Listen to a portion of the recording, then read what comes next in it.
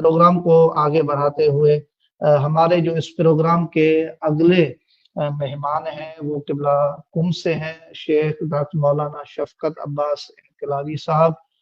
قبلہ کو ہم پروگرام میں خوش آمدید کہتے ہیں۔ السلام علیکم ورحمۃ اللہ قبلہ۔ علیکم السلام ورحمۃ اللہ وبرکاتہ۔ قبلہ کیسے ہیں؟ خیریت سے ہیں؟ طبیعت سے ٹھیک ہے؟ الحمدللہ الحمدللہ۔ بہت شکریہ قبلہ، جیسا کہ یہ پروگرام چل رہا ہے آپ کے ہم شکر گزار ہیں کہ آپ نے اپنا قیمتی وقت دیا اور اس پروگرام میں شریک ہوئے، اور یہ جو مختلف موضوعات ہیں امام زمانہ عجل اللہ تعالی فرج شریف کے متعلق جو علماء کرام بیان کریں تاکہ مومنین اس سے استفادہ کریں۔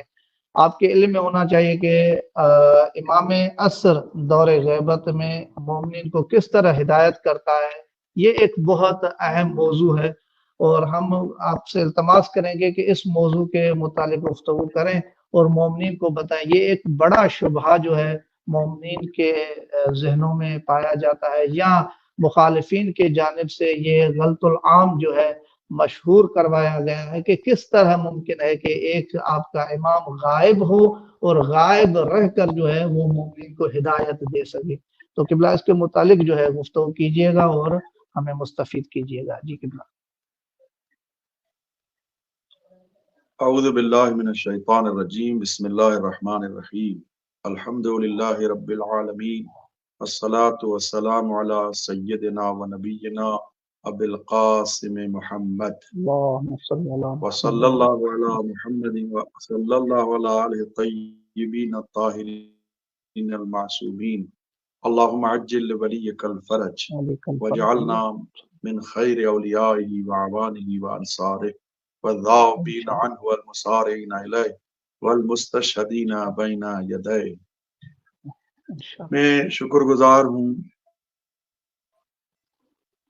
جو برادران نے سخن سندھ نجف اشرف مولائے متقیان کے اس عظیم الشان حوزہ علمیہ نجف اشرف میں جو برادران وہاں تحصیل کر رہے ہیں، انہوں نے یہ اتنی بڑی کانفرنس کا انعقاد کیا، اور اس حقیر کو موقع ملا کہ میں کچھ سرکار کے سلسلے میں عرائض پیش کر سکوں۔ پروردگار عالم دعا ہے کہ ان برادران کی توفیقات خیر میں اضافہ فرمائے، آمین۔ بہت شکریہ اللہ۔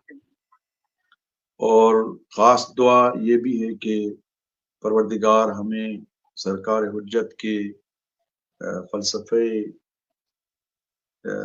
عدم حضور کو سمجھنے کی توفیق عطا فرمائے، اور تمام میں مومنین جو دیکھ رہے ہیں ان کے لیے بھی دعا گو ہوں، اور سب کو مبارکباد پیش کرتا ہوں، اور تمام مراج اعظام کو مبارکباد، خصوصاً حوزہ علمیہ نجف اشرف کے مراج اعظام کو مبارکباد پیش کرتا ہوں۔ پروردگار تمام مراجع کا سایہ مومنین پہ قائم و دائم فرمائے۔ یہ جو موضوع دیا گیا ہے برادران کی طرف سے، یہ بہت وسیع موضوع ہے، اور اس پہ گفتگو 10 سے 15 منٹ کے اندر ممکن نہیں ہے، لیکن کیونکہ ظاہر سی بات ہے مختصر طور پہ میں جو سرکار حجت کے سلسلے میں عرض کروں گا، امید یہ ہے کہ بعض لوگ اس سے محظوظ ہوں گے اور میرے لیے دعا کریں گے۔ سب سے پہلے کیونکہ میں اس گفتگو میں مختصر طریقے سے، یہ کتاب ہے جو ہم نے تقریباً 400 صفحے پر لکھی ہے، اور یہ چھپی ہے، 2 بار چھپی ہے، اور اس کو امام حجت کے سلسلے میں ہے، ایک امریکہ کے ڈاکٹر ہیں، انہوں نے اعتراض کی سرکار حجت پہ، تو اس کے جوابات اس میں ہیں، تو مومنین اس کو پڑھ سکتے ہیں تفصیلی طور پر، کیونکہ یہ گفتگو صرف مختصر ہوگی۔ قبلہ اس کا نام بتا رہے ہیں؟ ابھی آتے ہیں ہدایت، نام ہے اس کا امام مہدی نوید انسانیت۔ امام مہدی نوید انسانیت، یہ اردو زبان میں ہے، اور ایک ڈاکٹر ہیں امریکہ کے، انہوں نے مولا پہ اعتراض کی، تو مولا کے لطف و کرم سے اس کے بندے حقیر نے جوابات دینے کی کوشش کی ہے۔ بہت شکریہ، بہت شکریہ، جزاک اللہ۔ جی فرمائیں۔ اچھا، اس میں یہ ہے کہ ہدایت کے حوالے سے سب سے پہلے ہمیں ہدایت کی اقسام کا پتہ ہونا چاہیے کہ ہدایت کی کتنی قسمیں ہیں، تاکہ ہمیں پتہ چلے کہ سرکار حجت کس طرح کی ہدایت اپنے مومنین کو. اور ایک مقدمہ یہ عرض ہے کہ سب سے پہلے امام حجت عجل اللہ تعالی فرجہ شریف کے لیے امام غائب کا لفظ استعمال کرنا میرے خیال میں مناسب نہیں ہے. اس کی وجہ یہ ہے کہ وہ غائب یعنی جو ہمارے ہاں عام گرچہ روایات میں آیا ہے، لیکن جو ہمارے یہاں رائج ہے غائب، کیونکہ یہ جو غائب یعنی ہم مولا سے غائب ہیں، امام ہم سے غائب نہیں ہے. جی.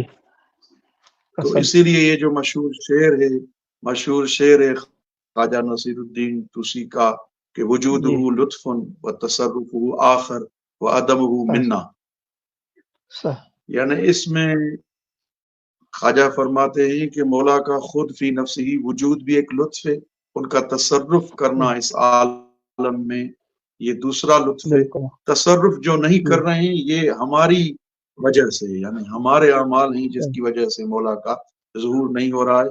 درحال کہ مولا حاضر ہیں، لیکن ایک فارسی کا شعر ہے کہ جمال یار ندارت پردئی، جمال یار ندارت پردئی، غبار چشم بنشان تا نظر توانی کرد. تو مولا کے جمال میں کوئی بھی غبار، مولا کے جمال میں کوئی پردہ نہیں ہے. ہماری آنکھوں میں جو گرد و غبار ہے اگر اس کو صاف کریں تو امام حجت کو ہم دیکھ پائیں گے اور مولا کی زیارت کر پائیں گے.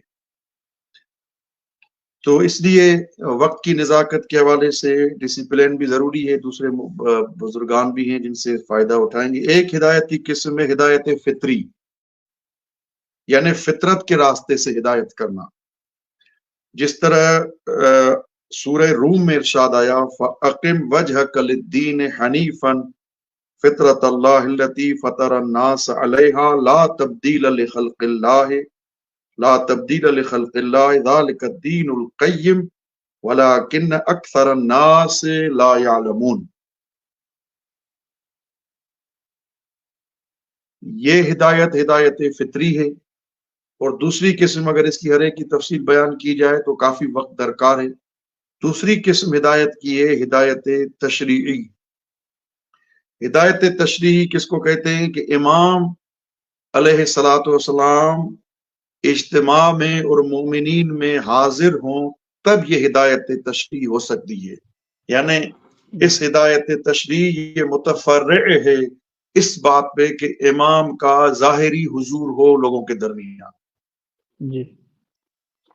جیسے سورہ بقرہ میں ارشاد آیا کان الناس امۃ واحدۃ فبعث اللہ النبیین مبشرین ومنذرین وانزل معهم الکتاب بالحق لیحکم بین الناس فیما اختلفوا فیہ.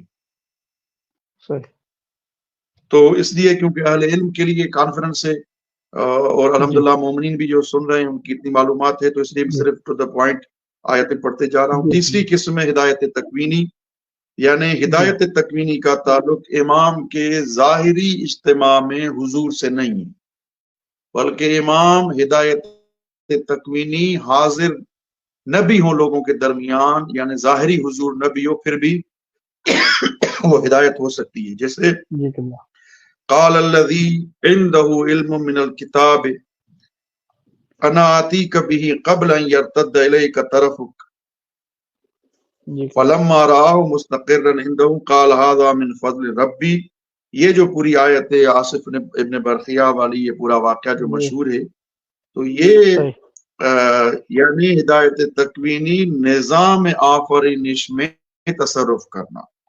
اور نظام آفرینش میں پہلے اقسام بیان کروں، اس کے بعد بتاؤں گا کہ مولا کے لیے کون سی ہدایات ہمارے لیے متصور ہیں اور کس قسم کی ہدایت. آخری ہدایت مولا کی ہدایت باطنی. ہدایت باطنی جو ولایت تکوینی کا ایک شعبہ ہے، جو ہے ایصال الی المطلوب. یہ میں اپنے مومنین کے لیے پیش کرتا جاؤں. ایک ہدایت ہوتی ہے ارائے طریق، ایک ہدایت ہوتی ہے ایصال الی المطلوب. ارائے طریق کا مقصد یہ اگر کوئی دوست نجف اشرف میں آیا، کسی طالب علم سے پوچھا کہ قبلہ مجھے وادی السلام قبرستان میں جانا ہے، تو طالب علم کہے گا سیدھا چلے جائیں فلاں روڈ سے فلاں کی طرف آپ گزر کے وادی السلام قبرستان میں پہنچیں گے. یہ ہے ارائے طریق یعنی راستے کو دکھانا.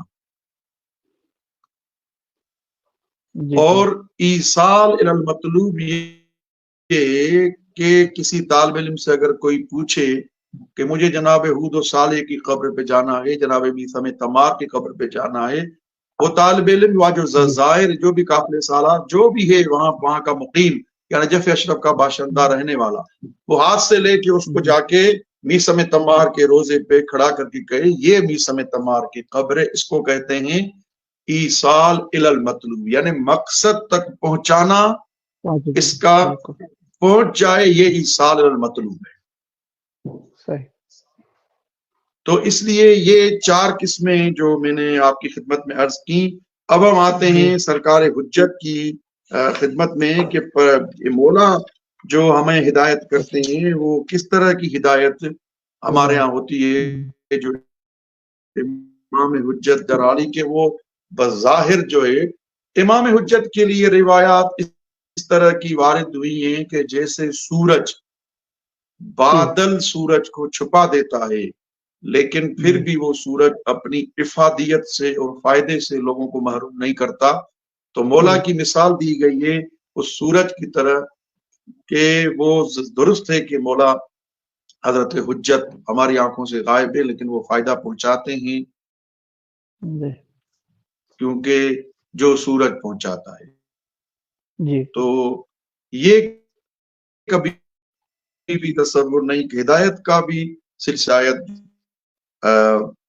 سب سے پہلے جو سرکار حجت جو ہدایت فطری ہے اس سے ہٹ کے ہم ہدایت تشریع جو ہے وہ امام حجت کا اجتماع میں حاضر ہونا، کیونکہ اجتماع میں وہ حاضر نہیں ہیں اس لیے ہدایت تشریعی غیر ممکن ہے. کیونکہ ہدایت تشریعی جو ہے وہ مبشر ہونا، منذر ہونا، اور یہ ساری چیزیں نیابت خاصہ میں مولا نے ان کے حوالے کی تھی یا ابھی نیابت عامہ. تو نیابت عامہ کے ذریعے سرکار حجت نے ایک سلسلہ قائم کیا ہے ہدایت کا کہ یہ جو اتنی روایات ہیں اہل بیت علیہ الصلوۃ والسلام سے یا سرکار حجت سے کہ امام حجت نواب اربعہ کے ذریعے پہلے غیبت صغریٰ میں ہدایت کا سلسلہ چلا رہے تھے، اس کے بعد نائبان عام جو ہیں وہ نواب عام سرکار حجت کے ان کے ذریعے ہدایت کا سلسلہ چلتا ہے. اور باقی جو ہے وہ جو تصرف ہدایت تکوینی والا اس کے لیے حضور حضرت حجت ضروری نہیں ہے کہ مولا حاضر ہوں تو تصرف کر پائیں، بلکہ یعنی حاضر یعنی ظاہری حساب سے حاضر. میں دوبارہ تاکید کر رہا ہوں کہ ظاہری حساب سے حاضر بن برخیہ ایک ایسا شخص تھا کہ جس کے پاس ایک علم من الکتاب، ایک کیونکہ من یہاں میں نے بازیا ہے یعنی کتاب کا تھوڑا سا علم تھا، تھوڑا بعض کتاب کا علم تھا تو وہ تخت بلقیس کو لا کے جناب سلیمان کے سامنے. لیکن مولا کے پاس تو ایسے اسماء ہیں کہ روایات میں ملتا ہے جو انبیاء کو اسامی الہی اور اسم اعظم اسامی اعظم مولا کے پاس دیے گئے تھے. اگر جناب موسیٰ کو ایک اسم اعظم تھا، جناب عیسیٰ کو 2 تھے 4 تھے، جو بھی روایات میں تعداد بتایا گیا ہے. اگر جناب موسیٰ خاص اسامی کے حامل تھے، جناب عیسیٰ خاص اسامی کے اسامی اعظم اس کے پاس تھے، اسماء اعظم اس کے پاس تھے یا دوسرے. تو یہ سارے کے سارے امام حجت کی بارگاہ میں اور امام کے پاس جو ہے وہ اسماء موجود ہیں. اور یہ صرف خطابتی جملے نہیں ہیں بلکہ جو روایات کا محصل ہے. تو سرکار حجت ان اسماء کے ذریعے ضروری نہیں ہے کہ امام موجود ہوں تب جناب جہاں کے عصائے موسیٰ کا ذکر کیا جاتا ہے، دوسرے کافی چیزیں جو معجزہ ہیں جب امام آئیں گے اس سے، لیکن امام کے ابھی بظاہر نہ ہونے کے اعتبار سے بھی سرکار حجت کی ہدایت جو ہے وہ شامل حال ہوتی ہے. اس لیے اس کا کوئی یہ نہیں کہہ سکتا. ابھی جو آخری قسم ہے ایصال الی المطلوب دیکھیں جی ہم نے انبیاء کے لیے یہ کہہ سکتے ہیں کہ ارائے طریق انہوں نے کیا، کہ انہوں نے راستے کو دکھایا، لیکن ایصال الی المطلوب ما فوق کے نبی ہے، وہ عہدہ ہے نبوت سے بڑھ کے جس کا تقاضا جناب ابراہیم نے کیا تھا کہ پروردگار مجھے امام بناؤ۔ امام کے وجود میں وہ ایصال الی المطلوب والی ہدایت کا سرچشمہ امام سے ہی ہو سکتا ہے۔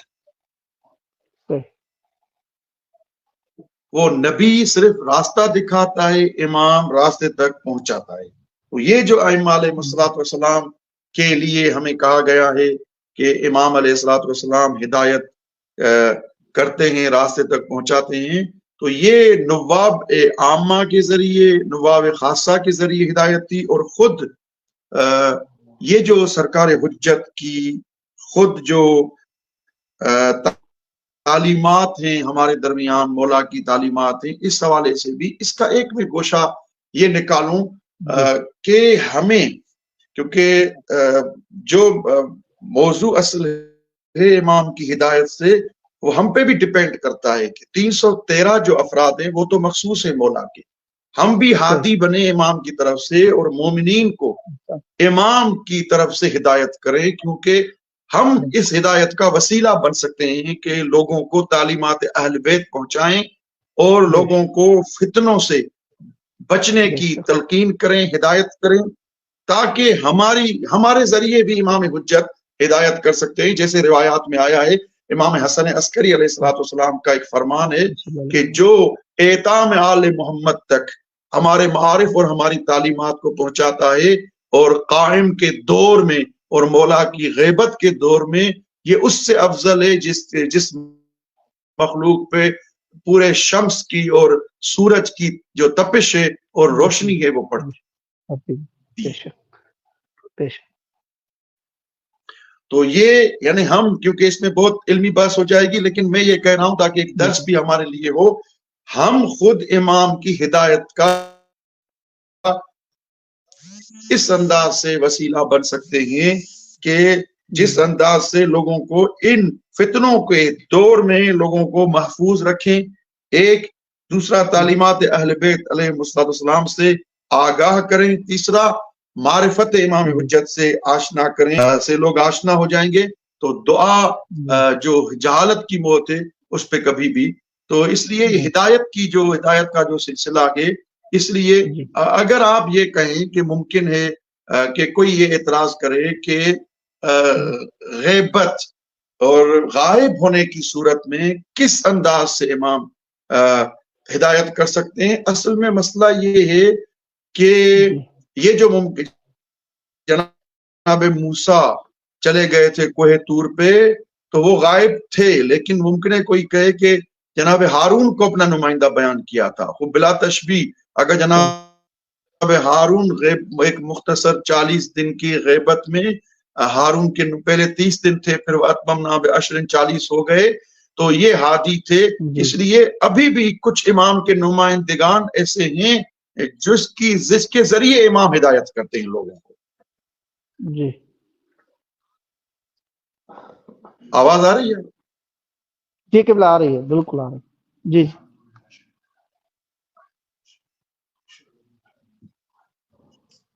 آواز آ رہی ہے؟ جی جی قبلہ آپ کی آواز آ رہی ہے، بالکل صحیح آ رہی ہے، جی فرمائیں۔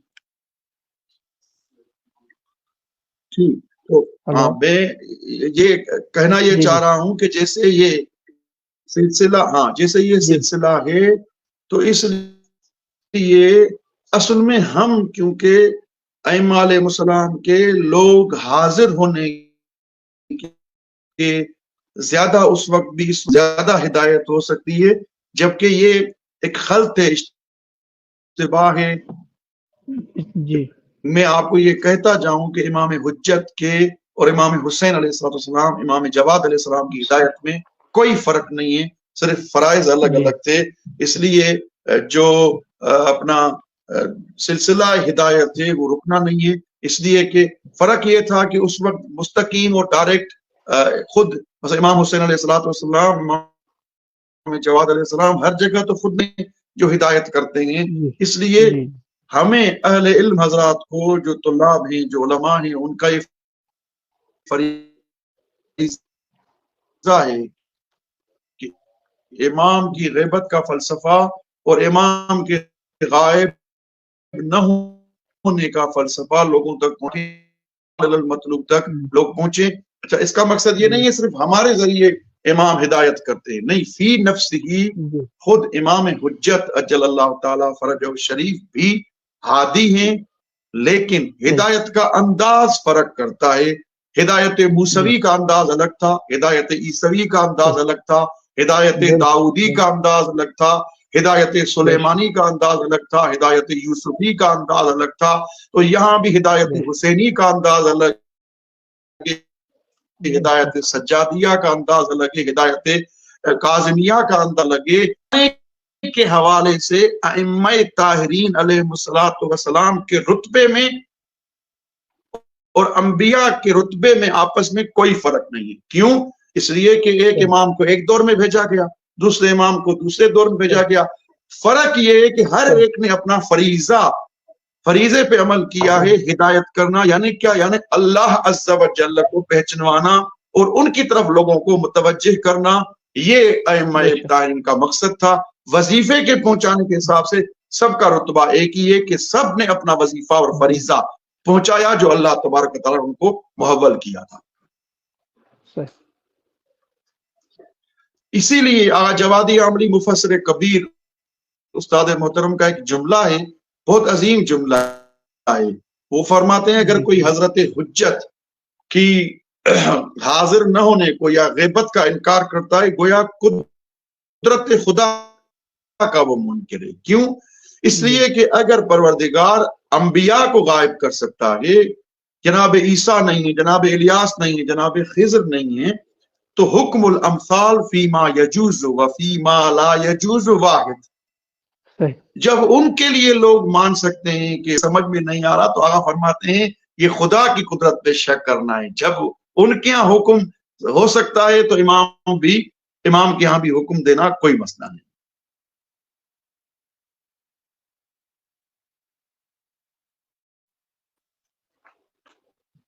جی قبلہ، بس مختصر ایک جملے میں یہ عرض کروں شکریہ کے ساتھ کہ امام حجت کے ہدایت کا انداز کچھ مختلف تھا۔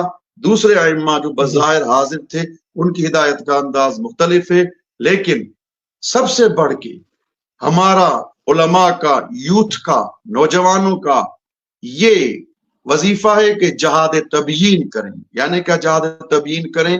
یعنی میڈیا کے ذریعے، سوشل میڈیا کے ذریعے امام حجت کی ہدایت کو لوگوں تک پہنچائیں، تاکہ سب اپنے حساب سے ایک ترطول امام حجت کے طول میں اور امام حجت کے نمائندہ بن کے سب ہادی ہونے کا کردار ادا کریں، تاکہ سب ہادی برحق کی طرف متوجہ ہوں۔ جب ان کی طرف متوجہ ہو گئے تو اس لیے جوانوں کا فرض بنتا ہے، جوانوں کے لیے یہ ڈیو ہے کہ بجائے اس کے سوشل میڈیا کے غلط فائدے اٹھانے سے مومنین کو، دوسروں کو فتنوں سے بچائیں اور مولا سے آشنا کریں، مولا کے وجود سے آگاہ کریں۔ کیونکہ دامن وقت میں گنجائش بالکل کم ہے، اور میں نہیں چاہ رہا تھا ایسی کوئی شدید علمی بحث بھی چھیڑوں کہ جس کو جمع نہ کر سکوں۔ میں آخر میں بھی شکر گزار ہوں یہ سخن سندھ نجف اشرف کے دوستوں سے، امیدوار ہیں ہمارے لیے مولا کے حرم میں دعا کیجیے گا، اور میں تمام مومنین اور مومنات کے لیے بی بی فاطمہ معصومہ سلام اللہ علیہا اور مسجد مقدس جمکران میں، اور آپ دوستوں کے لیے جنہوں نے یہ پروگرام منعقد کیا، دعا گو ہوں پروردگار ہمیں امام حجت کے حقیقی ظہور میں منتظر رہنے والوں میں سے قرار دے۔ والسلام علیکم ورحمۃ اللہ وبرکاتہ۔ احسنتم، جزاک اللہ، بارک اللہ بیکم۔ یہ تھے قبلہ مولانا ڈاکٹر شفقت عباس انقلابی صاحب المقدس سے۔ قبلہ نے بہت اچھے انداز سے جو ہے مومنین کو جو ہے مستفید کیا ہے، اور قبلہ کے ہم پھر سے شکر گزار ہیں، ممنون ہیں، اور ان کے لیے دعاگو ہیں جوار امیر المومنین علیہ الصلوۃ والسلام سے کہ قبلہ کے توفیقات خیر میں خداوند متعال اضافہ فرمائے، علم و عمل میں اضافہ فرمائے، اور اسی طرح جو ہے ہمیں مستفید اور مومنین کو مستفید کرتے رہیں۔ خدا آپ کو طول عمر اور صحت و سلامتی عطا فرمائے۔ بہت شکریہ قبلہ، جزاکم اللہ خیر الجزا۔ قبلہ صاحب